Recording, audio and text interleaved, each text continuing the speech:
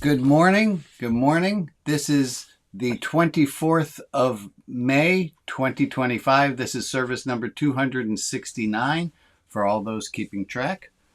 Glad to see you. I am joined by a group of people from all over, and I'm going to put all of them up on the screen for a moment. And I'm also joined by whoever's watching on YouTube after the fact or watching on Facebook. I'm glad you're here. And if you're in one of the small little boxes, you can wave, and you can actually see yourself wave. You see other people wave. Glad we're all here. I guess you could also do that with a mirror, but it's just not as much fun technology. Meg, you have your hand up already. We haven't even just started. I'm sorry. No. No, nothing. Okay, let me start by saying. First of all, let me be very clear about this. Good morning, Michaels. I might not be right. What? No. I can't believe that. No. Never happened.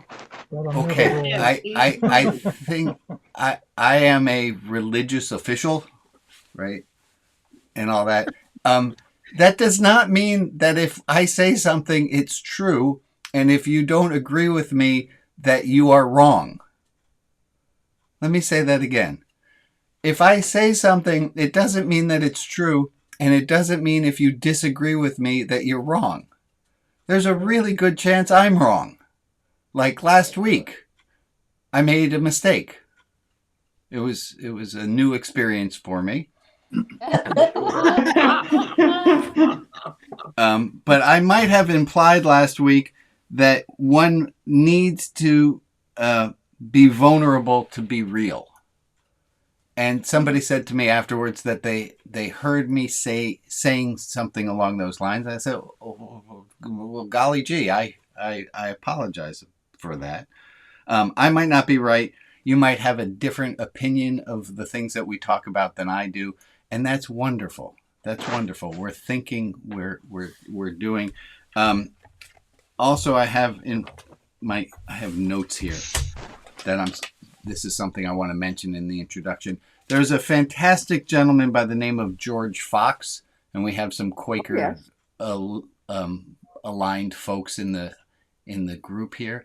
And I want to tell you a fantastic story I've heard of George Fox.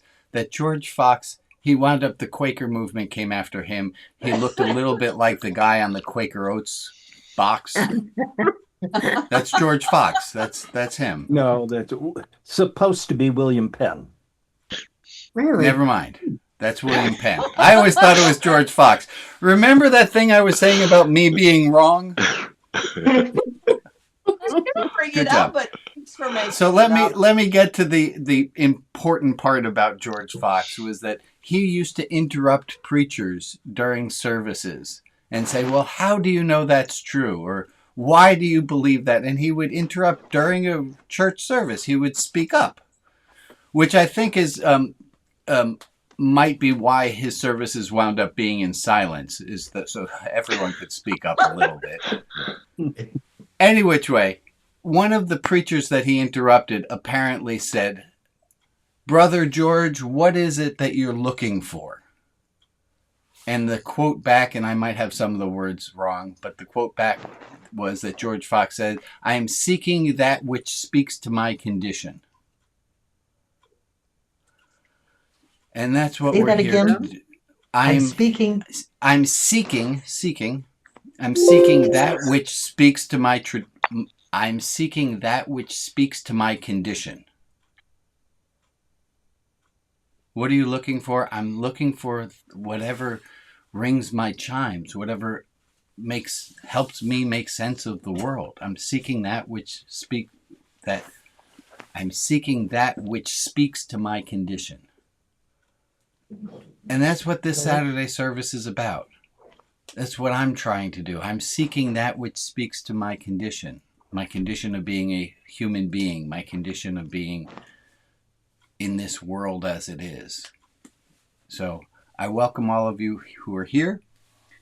I'm going to remind us of, this is going to be our third week officially of trying out slowbriety, which reminds me that I need to slow down because I already got myself a little bit hyped and excited to be here and looking at all your faces. And so I'm going to take a moment to slow down and actually look at all your faces and say good morning. Good morning. Yeah. It's good to be here. It's good to be gathered with people. Good morning. Good morning. We're going to start today, as though we haven't already started. We're going to continue starting today with this topic. Something new about last week. Last week we talked about vulnerability, and the week before that we talked about vulnerability, and this is vulnerability part 3. Is there something you learned in the last week? Is there something you learned about what we talked about last week that you care to share with the group in the off hours when we weren't here gathered all together? Did you think about vulnerability? Was it a topic on your head? I see a few heads nodding, maybe a hand or two going up. Is there something that you learned about vulnerability that you want to share? I have some things that I learned more about vulnerability that I would like to share, but I always like to start with what you guys have before I mouth off and say what I have. So go ahead, Meg. What'd you learn something new about last week? I realized that I don't necessarily have to be in a safe space to be vulnerable. What I have, say more. what I have to know is that I'm strong enough to put up with and accept, maybe ignore and accept any reaction to my vulnerability. And Amen. That has given me some freedom in terms of being vulnerable when it wasn't necessarily safe. Thank you, Meg. You got some thumbs up happening on the screen. Meg, that it's funny because this time you and I are not in cahoots. I didn't ask you to say that ahead of time, but that's where I wanted to go, and I have this pack of tissues here to prove it, and we'll get to that in a little bit. But yes, Meg, you're absolutely right. Go ahead, Jack. Well, I had a rather great satori thinking about vulnerability and realized that in order to get along with women, I have to think like that. Say that again. In order to get along with a woman, I have to think like she does. In order to get along with anyone, you have to think like they do. No? Well, women are born vulnerable. Oh, that's right. I forgot I was born without any vulnerabilities at all. I was born a superhero. What are you talking about? I came out of the womb fully armored. No, I cried. I was vulnerable. I'm rejecting a little bit of your gender bias here, but in order to get along with people, we have to see things the way they see them. I will grant you that. For the most part, yes. But women are particularly born vulnerable. We don't have to Think of a sexist. I'm sorry. We're gonna get. So again, remember when I said I might not be right, and I might say things that are wrong. Let me add to that. There are people on this screen who might say things that you don't like and things that you don't agree with, and you know what? That's okay. I'm feeling like there's a lot of broccoli in somebody's teeth, and Rabbi, you're nicer than I am, so would you please point it out? Thank you. I will, but not right now. And I thank you for speaking a little bit in code. So if you don't know which Alex is referring, there was a talk given on racism by a man named, I can't remember his first name, but it was D. Smooth, I think was his name. And he said that when it comes to racism, we often think if you say to someone, Jack, I gotta mute you. You keep making sound with your every time you move. Well, let's fix that on Tuesday. He said that when you come across somebody who says something that's racist, instead of saying somebody says to you, "Oh my gosh, what you just said was racist," and then we go, "No, not me. I'm not racist." And he said that instead, if we think of it as broccoli in our teeth, that we wouldn't be offended when someone says, "Oh, you got some broccoli in your teeth," and we go, "Oh, okay, yeah, I got broccoli in my teeth." And that sometimes we might say something that's a little misogynistic, a little gendered, or a little racist, and for us to be able to just notice that and to react to it as saying, "Oh, I guess I have some broccoli in my teeth." Thank you, Alex. It did need a little bit more explanation. Ron and Janet, I hope we're still somewhere near vulnerability, but let's see where we go. Go ahead, Ron. So I have for a long time known that I can use vulnerability as a self-defense mechanism by opening myself up and making myself vulnerable in some way. Mm-hmm. It's explain a little bit more about self-defense.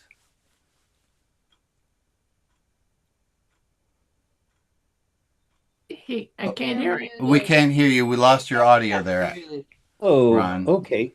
So there we go. Little more self-defense, yeah. When I am feeling attacked, okay, and I let down my guard a little bit, usually the person who is doing the attacking yes. backs off a little bit. Right. And right. I was thinking about that in this last week about conflict de-escalation. And so I'm thinking about how to do that. And one of the things of the methodology that I'm using is to truly listen. And truly listening without thinking of argument, without thinking of what you're going to say next, is a way of being vulnerable. You are truly taking in what that person is saying, regardless of whether you agree with it or not. It could be, it could be outright fascist Nazi behavior, but listening to them without negating what they're saying. Correct. Will cause de-escalate. them to de-escalate. And then I see what you're saying. Yeah. So anyway, being soft is a way of breaking, and vulnerability is part of that. I got you. I got you. Janet, please. So my thing this week is not totally realizing that I could not be vulnerable when I was just completely messed up in physical pain from a surgery I had a week ago. And what happened was on Saturday, it was 2 days after my surgery, we realized the cat had gotten let out during the night. Somehow it's an indoor cat.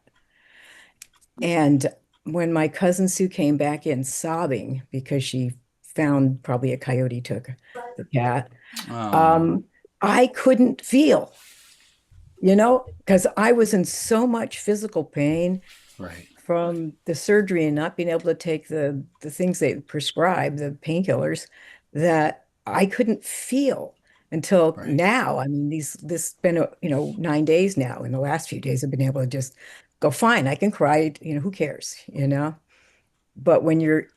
How are you doing physically now, Janet? All right? Better? Recovering? I can walk the 1,000-foot round trip to the mailbox. By the end of the day, my leg aches so bad. But, I'm doing physical therapy slowly but surely. Every day is a little bit better. Glad to hear.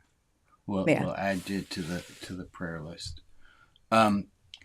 Betsy had a comment, but she's off screen at the moment. So I want to add something in about vulnerability. When I ask you, and we tried this in an experiment on Tuesday. If I ask you, these are things that I learned about vulnerability in the last week, that it depends on the group size, how vulnerable I'm going to be. I will be much more vulnerable in a small group than in a large group. And that's not necessarily because I'm afraid of being attacked, but to be vulnerable takes up space. And in a group of 50 people, if I'm going to be vulnerable, I'm going to be taking up, it could be that I'm taking up more than my amount of space in the situation where I am. So I might not be as vulnerable in a larger group. Another thing that I learned about vulnerability in the last week was that it's associated with being weak. That if I'm vulnerable, I'm weak. I don't think that's true, but I think that's a connection. What the heck did this one say?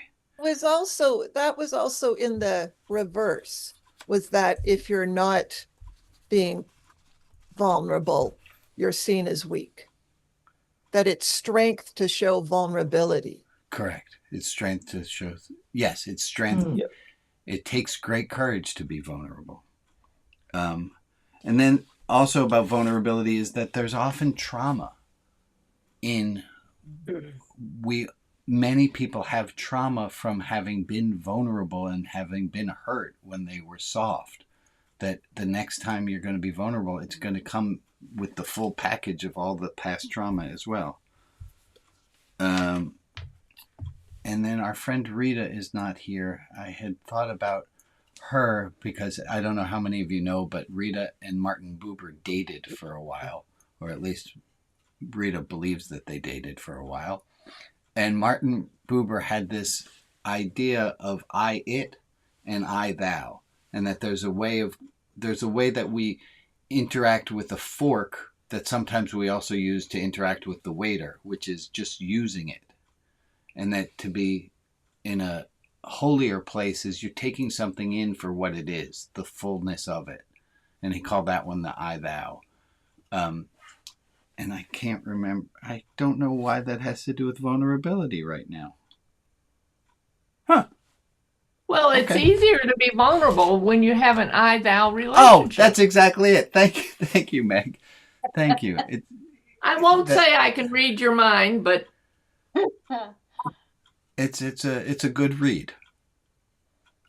So let me get to this last bit of. Oh, hold on, Lori, go ahead. Well, does Betsy had her hand up? Does she want to? Yes, but she walked away. There she is. Hi, Betsy. Let's go back to Betsy and then to Lori. Unmute, Betsy. I'm sorry. I had my mute on, and I have a guest here, so that back and forth here. But anyway, yes, I was going to say that the thing of letting yourself be vulnerable as a self-defense mechanism, evolutionarily, it's been used a lot. I mean, look at dogs. When two dogs are getting aggressive to each other, one of them will turn over on his back and be close vulnerable. his belly, Yeah. That signals to the other dog, okay, don't attack anymore. I surrender. Thank you, Betsy. Yeah. Lori. Well, this is one of my learnings, so it will. Oh, wait, hold on, Lori. Before you start, let me ask you. Hey, Lori, Religion Outside the Box favorite intern. Do you have some things you want to share that you learned in the last week? Oh, sure, I can. And I have something on vulnerability that was that kind of followed what you were saying before. So I was really surprised when I went to the Merriam-Webster definition. It said that vulnerability is being capable of being physically or emotionally wounded, open to attack or damage, assailable. So I thought that was a rather negative connotation of what it is to be vulnerable. And I think for our purposes, the definition is more about being real or authentic, and that opens us up to being hurt. But the joy of presenting your real self to the world is very important. And also, we have a choice who we choose to be vulnerable with. Mm-hmm. And I come back, I know I said it to some people before, the story about Brene Brown trying to teach her daughter about being trustworthy. And she talks about a candy jar, and every time someone does something that they says they're going to do, we fill the candy jar, and once it's full, we know we're able to trust them. So I think being vulnerable is a choice about who you trust to be your true authentic self with. So and I just wanted to bring that up, but I also saw something that really struck me. It was an interview with Nick Cave. I don't know if any of you saw it. It's on the Late Show with Stephen Colbert, and he lost a child not that long ago, and he described hopelessness. I'm back on hopefulness, which was my topic a few weeks ago. He described hopefulness as not a neutral position, but rather adversarial. That wait. Hopefulness is adversarial? Yeah. And he goes on to say that it's a warrior emotion that can lay waste to cynicism. He contrasted hopefulness with cynicism, suggesting that unlike cynicism, hopefulness is hard-earned, demanding, and can feel lonely. He also emphasized that each redemptive or loving act, no matter how small, keeps evil at bay, reinforcing the idea that the world and its inhabitants have value and are worth defending. And I thought that was really... Might you put that quote in the chat for those of us who learn a little better by reading? Thank you. And I thought that highlighted our discussion about hopefulness, that it's an action word as opposed to just a passive belief thing. Correct. Yeah. Thank you, Laura. If you get a chance to see it, just Google Nick Cave. He's a singer-songwriter, and he was on the Late Show with Stephen Colbert. What's his last name? Cave, like a cave that you go into. Cave. Yeah. Oh, okay. Thanks. Yeah, I'll put it all. I'll put what I have in the chat. Thank you. Thank you. But I thought that Laurie. was very poignant. Is there something else? I'm going to move us to this. We looked at this last week. I'm not going to go deeply into it this week. Is there something that you might have added or thought about in the last week with regard to vulnerability? Anyone think of some other ways?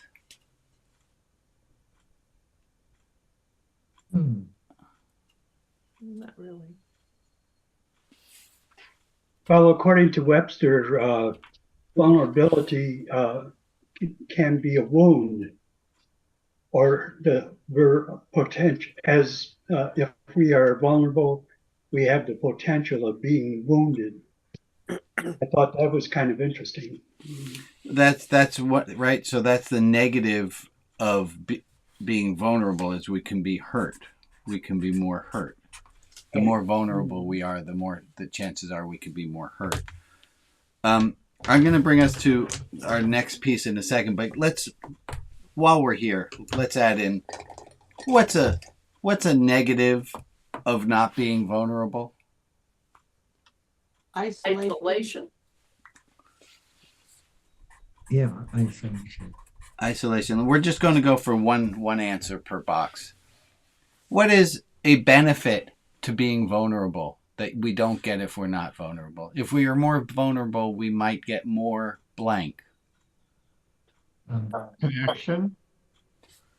I'm going to not do connection because it's the exact opposite of isolation. But it is a perfect answer. If let's see if we can't find one that's not the not the negative. You What is it? increase your chances of being understood. Yeah. I'm going to add to that. You add in how well you're accepted, how well you're seen, and how you're responded to. I think you all might see where I'm going with that. Okay. And that's all with other people. How about self-knowledge? Ah, the more vulnerable we are, the more we know about ourselves. Oh, but now I'm breaking my rule of getting one per box. Give me one thing. What is a benefit of not being vulnerable that we would lose if we were vulnerable? That's our mermaid, the one that's allergic to the gold. What is a advantage to not being vulnerable? Feels safe. Yeah. Oh, I like that you said feel safe. You feel safe, not that you are safe. Not safe, but feels. So Passive. That you're passive. I don't know that there's a value judgment on passive, if passive is good or bad. I'm going to just leave us where we are. And I'm going to take us on a little side quest.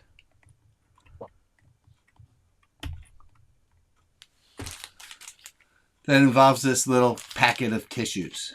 And it's something that Meg talked about a moment ago. And it goes like this. Most of you have seen me do this. Some of you might not. But if I take a tissue, it's like a magic trick's about to happen here.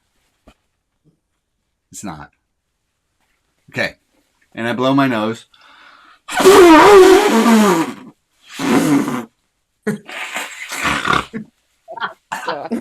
I hope someone's not coming on just now. Oh. If I had this tissue, if we were both in the same room and I said to you, would you like this tissue? You would say, No, thank you. We would all say, no, thank you. And that's what Meg was talking about. And I came to the same thing last week, is that I can be vulnerable in a lot of situations, the better able I am to say no thank you. So let me say that again. The better able I am to say no thank you to somebody's poor reactions to me, the better able I am to say no thank you, the more opportunities I have to be vulnerable. Because if a fear of being vulnerable is that I'm going to be hurt, I'm not going to be as hurt if I'm vulnerable. Let's say I'm in the supermarket and I'm crying because sometimes that happens. And somebody comes over and goes, "What's wrong with you? Why are you crying in the frozen food section?" So you're an idiot. The better able I am to say to that person, either aloud or in my head, "No, thank you." The more I'm able, the greater the help me out, the protective shell I have around my vulnerability, which I know is kind of a weird image because being vulnerable shouldn't have a protective shell. But I think you're grabbing what I'm saying. Lori, not regular Lori, but new Lori. I saw you. You can totally say no. I would rather not. But I saw you nodding along really hard. So can I ask you to repeat back what you heard? And no, thank you is a perfect response. But if you want to respond, I would ask you to unmute. It would sure make the listening enhanced for everyone who's here. Yes, it would. Hi.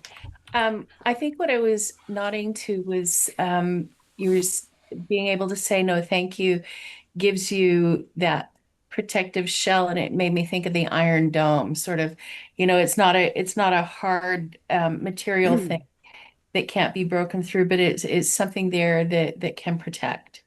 Yeah. Thank you, Lori. And I got some hands up, Holly, and then Harold or Connie. Thank you, Lori, also for being a first time, being dropped into the deep end.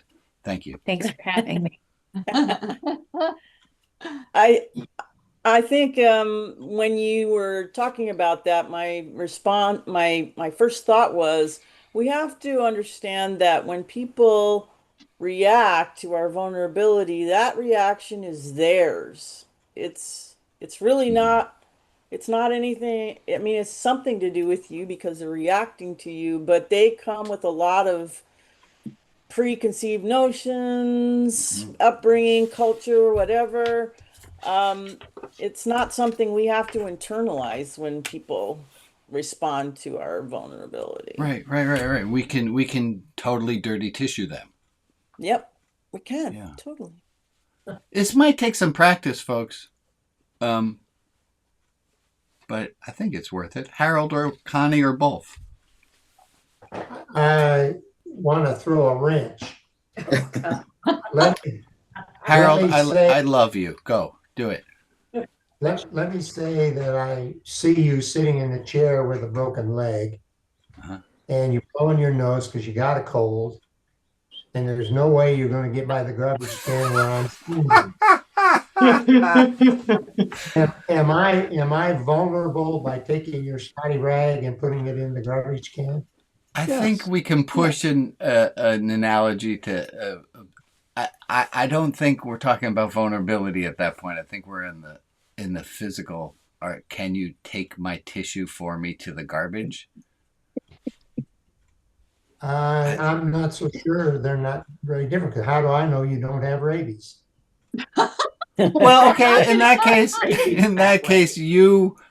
When I ask you, would you take my dirty tissue? Again, you would say, no, thank you. I don't want to take your dirty tissue. No, I would say, sure, I'll take the risk and I'll put it in the garbage. Well, you're a good man. Well, I don't think acts of kindness are boxed the way you boxed them. I'm a little lost on how we're disagreeing. So I've got something. I can't find my hand here. I see you, Michael. I can't. If you do if you do the right drugs, yeah, you won't be able to see your hand. No, I can't see my hand icon, whatever you call it. It's just eluding me. Anyway, my hand is up. Let me know. Let me know when I can talk. It's you. Just do it. You're here. Oh, I think no, thank you is a moral position to have reached at the same time as becoming more comfortable with who you are and being in the world where there's all kinds of problems, and saying and this is me. And let me finish. And relationships. So my phrase is it keeps you in the game.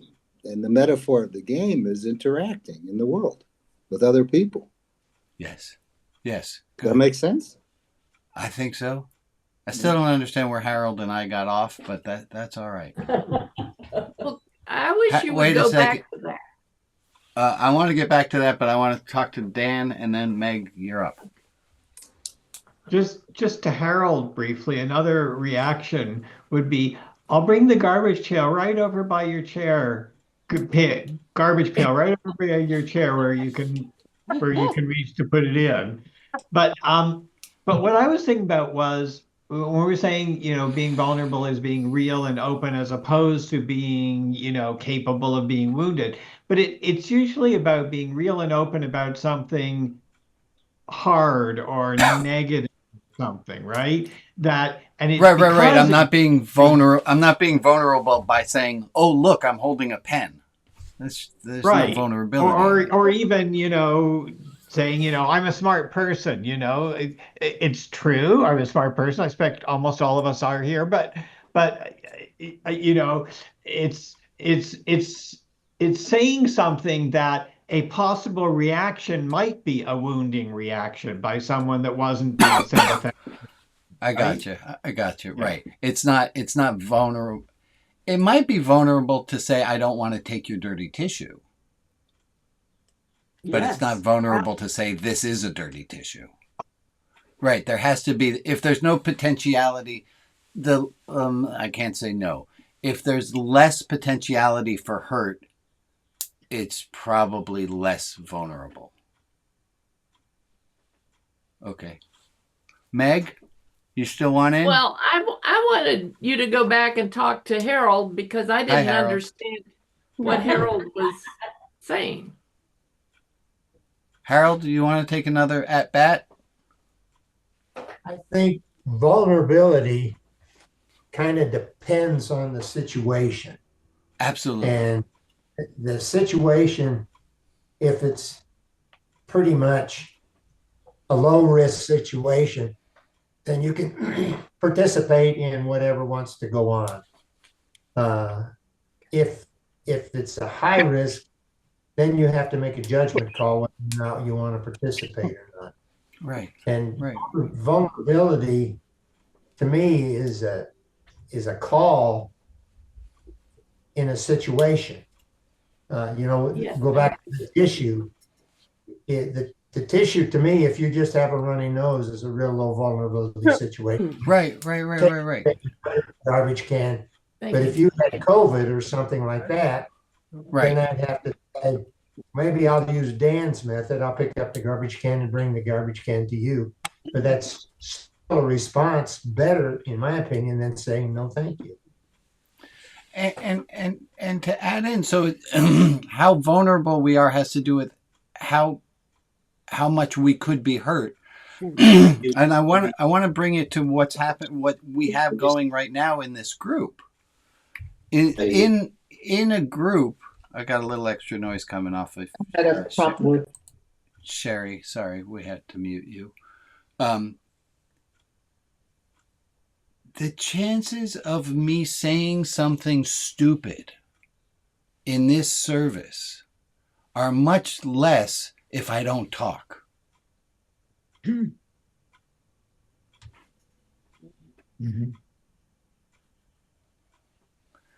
Corazon Aquino, she had a great quote, which is that boats are safe in the harbor.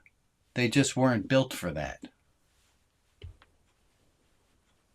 We can all stay safe, but I think we're built to be a little more.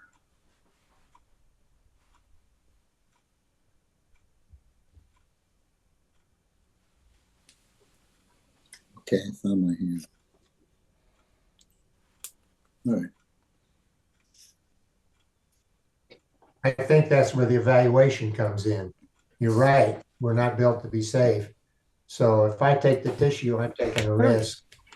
Yeah. But I have to evaluate what the risk looks like. Yes. Harold, I'm going to mail this to you just as a little gift. Whether you open the envelope or not, I don't. That's. Bring it on. Just might frame it. Let's take. There's some beautiful things happening up in the Facebook and in the chat. And I thank you for that. And let me just say hi to Shirley, who's in Facebook land. And Chad and Lisa, thank you for monitoring the Twitch channel. I see that too. So wonderful. Glad to see all the comments that are coming in.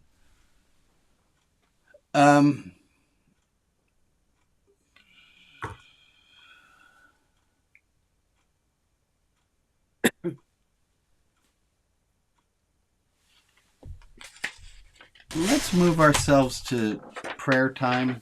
So I'd move to that, and then we'll go in a slightly different direction.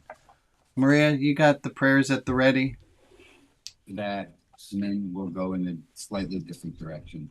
Okay. Maria, you got the prayers at the ready? I do. That, and then we'll go in a slightly different direction. Okay. Maria, you got the prayers at the ready? I do. Slightly different direction. Okay. Maria, you got the prayers at the ready? I do. I'm not the only one who hears the echo, right? No, you're not. More Okay. like an echo Groundhog Day flex. edition.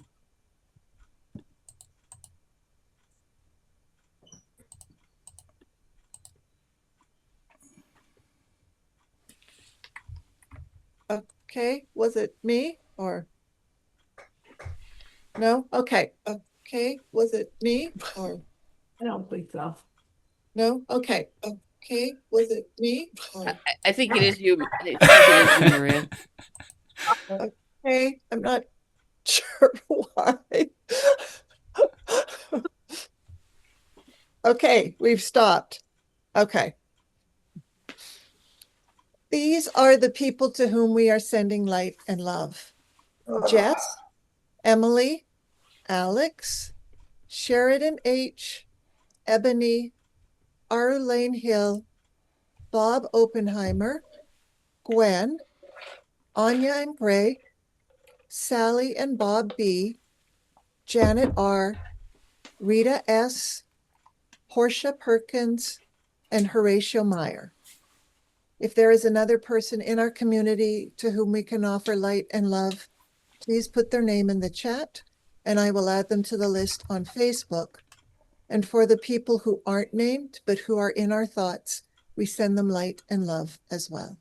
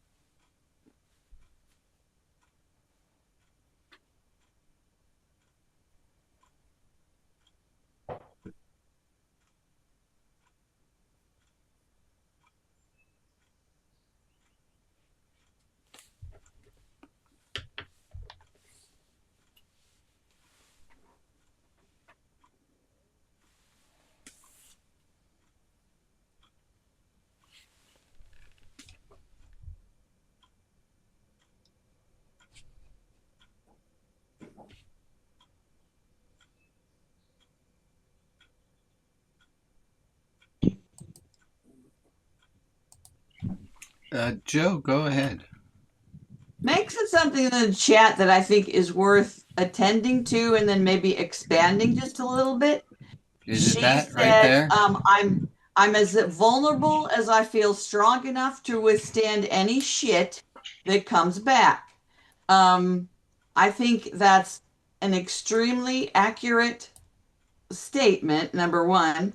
And number two, I think it's important to be aware, at least for myself, that that's directly connected to my own self-security in any one moment, at any one time, with any one person, in any one situation, which can change on a dime. So I can be secure and solid and stable, and then someone can remind me about, like, someone can say something about their husband or whatever, and I don't have one. And that could trigger that moment, and instantly I will be less vulnerable because my own self-security in my state of being instantly changed. So, sure. That's what I wanted us to go to. So thank you so much for mind reading, Joe. Sure. Things that make it easier to be vulnerable. Let's say we wanted to be more vulnerable. What are things that make it easier to be vulnerable? Feeling listened to. Mm-hmm. Yep, being seen.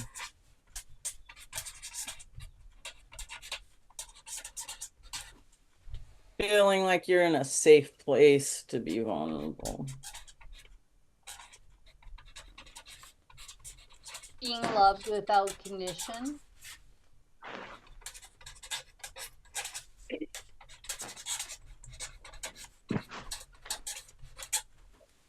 Being able to agree to disagree.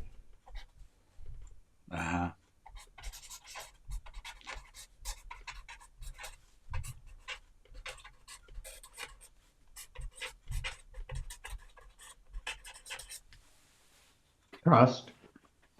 Trust, yeah. Which is related to some of those other things, but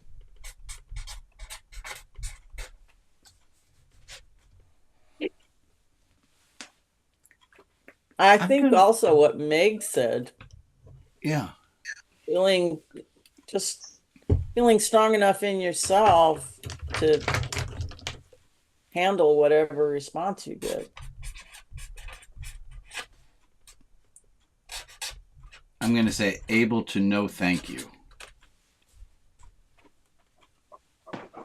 Strengthen yourself.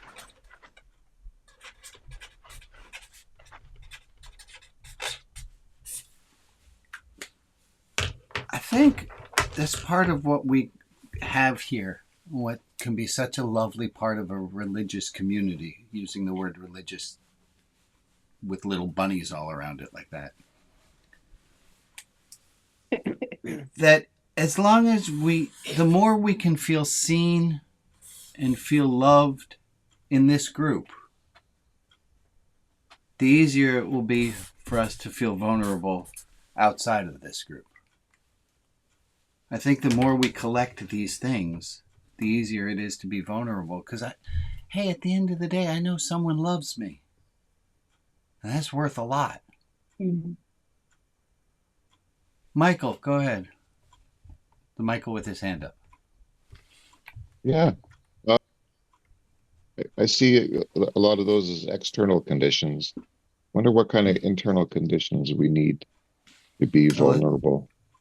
Let's talk about it. That's what I'm talking about, is the internal condition. All right. Right? Well, we So, got like, a group of smart people here. What do you got, Michael? bravery, faith, I'm curious to see what that looks like too.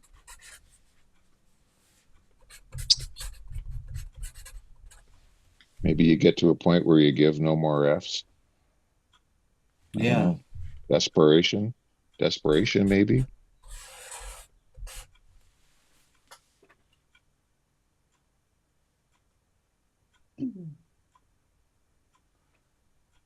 We can be more vulnerable.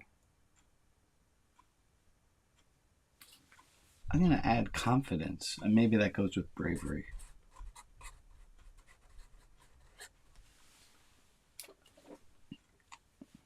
I like Mike's point too, because I think there are situations where you might get to a point of desperation where you're like, my only choice really to resolve this is to be vulnerable. Mm-hmm. I have a question. Well, I'll be with you in a second, Lori. Give me 1 second.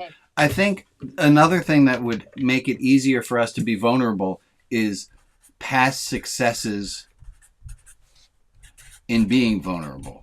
If the last 2 times I was vulnerable, I got shit on, it's going to make it harder for me to be vulnerable the next time. Go ahead, Lori. When we put parameters around vulnerability, like I even said, you choose who you trust through careful analysis. When we put parameters on vulnerability, is it still vulnerability, or is vulnerability being, I see. haphazard with what you share? I think question. Yeah, I think there are degrees of vulnerability, right? Telling somebody, I just hurt my finger. I need a Band-Aid. That's a little vulnerable. Telling somebody that I backed into a car and didn't leave a note, that's a little more vulnerable. I didn't do that, but now Harold, and then go ahead. Hold on. Whose voice was that? It's Connie. Go ahead, Connie. I think kindness is being very vulnerable. And I don't think dang it. You're absolutely right. Absolutely right. That kindness is to be kind is to be vulnerable. Yeah. It really is. Because people don't do kindness very well anymore. We're all uptight and just. I agree with you, except for the anymore part. I think our view of nostalgia gets us a little bit, but that people are not as kind as they ought to be. I'll agree with that. Yeah. And there's only one way we can get more kindness in the world, right? It's by demanding that those other people do it.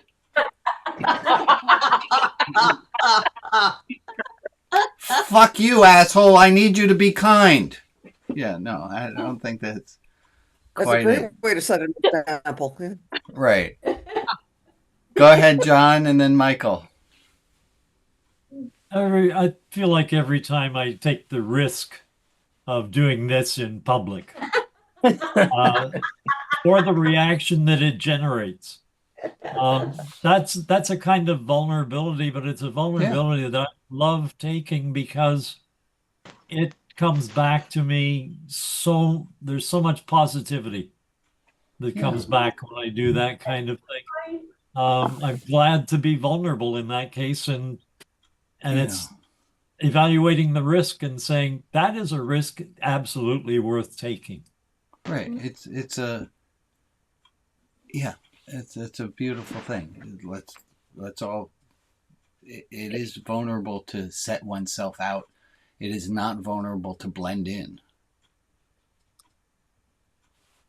Much easier. Go ahead, Michael. Well, the whole conversation about vulnerability is very broad because if we look at it, I'm looking at it now as a virtue.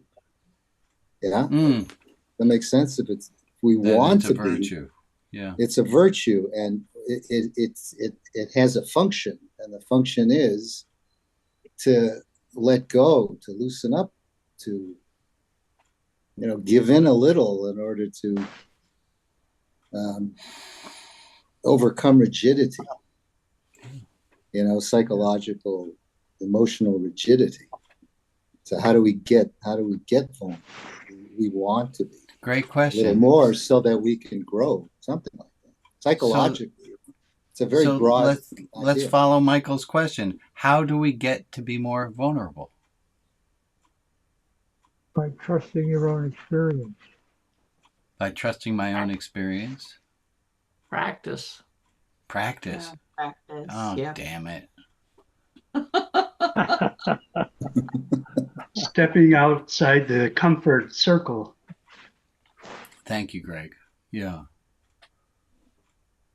Taking a risk. It's weird. The way to be vulnerable is to be vulnerable. It's not weird. That's just goofy. All right, I got some announcements to make. Announcement time. What does that say? This is only for people who remember how to read cursive. Okay, not to be okay. Yeah. I don't know who needs to hear this right now. It might be you. It's okay not to be okay. The image we got that everything should be sunshine and lollipops, it's not. It's okay to not be okay. It's okay to have a hard time. It's okay to have a hard time.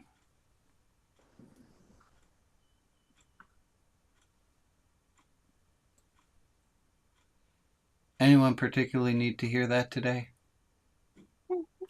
Mm-hmm. Yeah. Anyone feel brave enough to say it's okay for me not to be okay right now? It's definitely It's okay for me not to be okay right now. Thank you or for anytime. sharing. Anyone else that would be helpful to say? Go ahead, Emily. Yeah, it's okay not to be okay. I told somebody that last night at the pizza place, and she absolutely agreed with me. Is it also okay for Emily not to be okay? Absolutely. Yeah, it's okay not from Emily to be okay. Yeah. Anybody else want to dip in? It's okay not to be okay. Right. It's okay not to be okay. It's okay not to be okay. Amen. It's okay to be not okay. It's okay to realize and accept that you're not okay, because sometimes we try to put up the shield to pretend otherwise. Thank you, Ray.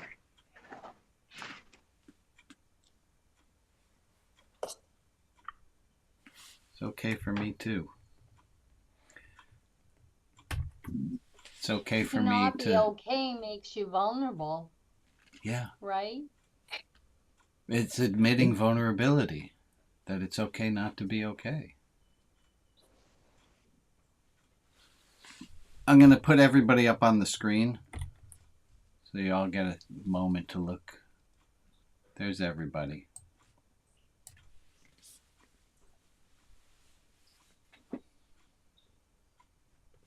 Let's wave goodbye. We'll try this again next week. Okay.